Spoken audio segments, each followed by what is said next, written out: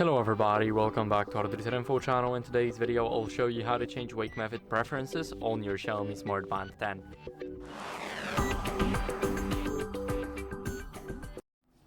So as you guys can see, we're in the settings now. This is the first thing that you want to do. Now after going into the settings, we want to go over to the preferences. So we need to scroll a bit. It's right below the share heart rate, so let's click it. And here basically go to wake method. Now here we can change the wake method from the top screen to swipe up. So whenever our screen goes black, then we would have to swipe up instead of tapping it.